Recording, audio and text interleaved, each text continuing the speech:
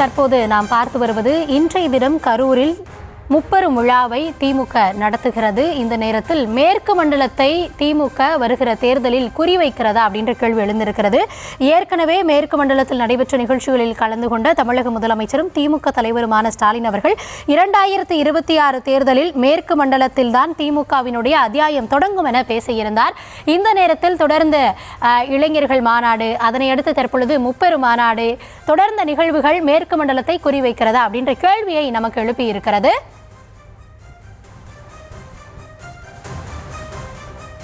இது குறித்து கூடுதல் விவரங்களோடு நம்முடைய செய்தியாளர் ராஜேஷ் இணைகிறார்.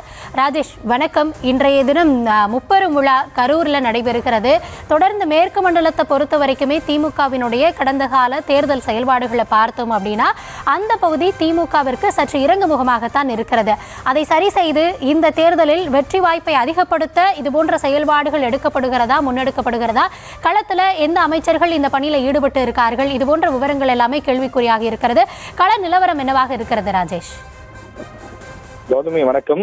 திமுக சார்பில் ஆண்டுதோறும் தந்தை பெரியார் பிறந்த நாள் அன்று முப்பெரும் விழா கொண்டாடப்படுவது வழக்கம். இந்த ஆண்டு கொங்கு மண்டலத்தில், குறிப்பாக கரூர் மாவட்டத்திலே நடத்தப்படுவது அரசியல் அரங்கில் உற்று கவனிக்கக்கூடிய ஒரு முக்கிய நிகழ்வாக மாறியிருக்கின்றது. திமுகவை பொறுத்தவரையிலே குறிப்பாக தமிழ்நாடு 3 மண்டலங்களாக இருக்கின்றது. அதாவது வடக்கு மாவட்டங்கள், அதே போல தென் மாவட்டங்கள், மேற்கு மண்டலம் என்று இருக்கின்றது. இதில் வட மாவட்டங்களில் திமுக அதிக அளவில் வெற்றி பெறுகிறது.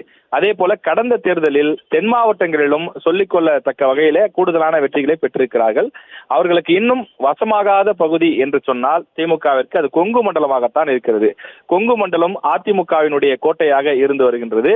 அந்த இடத்தில் தங்களுடைய கொடியை நட வேண்டும், கொங்கு மண்டலத்தில் அதிக வெற்றியை நிலைநாட்ட வேண்டும் என்பதற்காக திமுக இந்த முறை முப்பெரும் விழாவை இந்த கொங்கு மண்டலத்தில், குறிப்பாக கரூர் மாவட்டத்தில் நடத்தியிருப்பதாக சொல்லப்படுகின்றது. உதாரணத்திற்கு 2021 சட்டமன்ற தேர்தலில் கோவை மாவட்டத்தில் இருக்கக்கூடிய 10 தொகுதிகளில் திமுக ஒரே ஒரு இடத்தில் கூட வெற்றி பெறவில்லை. சேலம் மாவட்டத்தில் இருக்கக்கூடிய 10 இடங்களில் ஒரு இடத்தில் மட்டும்தான் வெற்றி பெற்றது. இதே போல திருப்பூர், ஈரோடு, மற்ற மாவட்டங்களையும் நாமக்கல் உள்ளிட்ட மாவட்டங்களையும் எடுத்துக்கொள்ளும் போது மற்ற மாவட்டங்களைப் போல இந்த மாவட்டங்களிலே திமுகவிற்கு கணிசமான வெற்றிகள் கிடைக்கவில்லை. எனவே இந்த 2026 தேர்தலில் அது போன்ற ஒரு நிலை இருக்கக்கூடாது. அங்கும் திமுகவினுடைய கொடி பறக்க வேண்டும், திமுகவினுடைய வெற்றி இலக்கு சாத்தியமாக வேண்டும் என்ற அடிப்படையிலே தொடர்ந்து ஏற்கனவே சேலத்தில் இளைஞரணி மாநாட்டை நடத்திய திமுக தற்போது முப்பெரும் விழாவை கரூரிலே நடத்தியிருக்கின்றது. குறிப்பாக செந்தில் பாலாஜி, அந்த கொங்கு மண்டலத்தினுடைய பொறுப்பாளராக இருக்கக்கூடிய முன்னாள் அமைச்சர் செந்தில் பாலாஜி, அவர் தலைமையிலே தான் இந்த மாநாடு நடைபெறுகிறது, அவருடைய ஏற்பாட்டிலே தான் இந்த மாநாடு நடைபெறுகிறது என்று சொல்கிறார்கள்.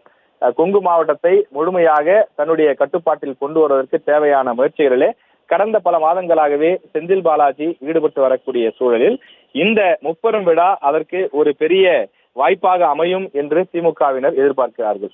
ஏற்கனவே கடந்த நாடாளுமன்ற தேர்தல், உள்ளாட்சி தேர்தல் ஆகியவற்றிலெல்லாம் செந்தில் பாலாஜியினுடைய மேற்பார்வையால் தான் கொங்கு மண்டலத்தில் திமுகவிற்கு ஒரு கணிசமான வெற்றி கிடைத்திருக்கிறது என்று கட்சிக்குள் ஒரு பேச்சு உள்ளது.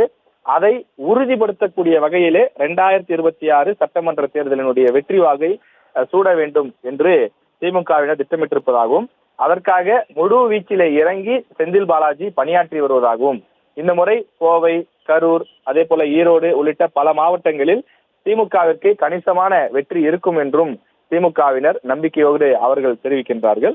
அதே நேரத்தில் அதிமுகவை பொறுத்தவரையிலே செங்கோட்டையின் அதிமுக தலைமைக்கு எதிராக ஒரு போர்க்கொடி தூக்கி இருக்கக்கூடிய காரணத்தால் அவர் மாவட்ட செயலாளராக இருக்கக்கூடிய அந்த 3 தொகுதிகள் உள்ளிட்ட கோவை கொங்கு மண்டலத்திலே சிறு சலசலப்பு ஏற்பட்டிருப்பதாகவும் சொல்லப்படுகின்றது. அது அதிமுகவிற்கு ஒரு பின்னடைவாக மாறுமா? அந்த பின்னடைவை செந்தில் பாலாஜி அறுவடை செய்வாரா என்ற ஒரு கேள்வியும் எழுந்திருக்கின்றது. அதே நேரத்தில் செங்கோட்டையன் போனால் என்ன, முன்னாள் அமைச்சர்கள் SP வேலுமணி இருக்கின்றார், தங்கமணி இருக்கின்றார். இவர்கள் கொங்கு மண்டலத்தின் ஒரு கிங்காக, ஒரு முடிசூடா அரசர்களாக செயல்பட்டு வருகிறார்கள். எப்படி கடந்த தேர்தல்களில் 2011, 2016, 2021 சட்டமன்ற தேர்தல்களில் அதிமுகவிற்கு வெற்றி வாக்கை சுட்டி தந்தார்களோ அதே போல 2026 சட்டமன்ற தேர்தலிலும் அவர்கள் கடினமாக உழைத்து அதிமுகவுக்கு தேவையான வெற்றியை பெற்றுக் கொடுப்பார்கள் என்று அதிமுகவினர் தெரிவிக்கிறார்கள். யாருடைய வியூகம் எடுபட போகின்றது, திமுகவின் இந்த தேர்தல் வியூகம் எடுபடுமா என்பதை நாம் பொறுத்திருந்து பார்க்க வேண்டும்.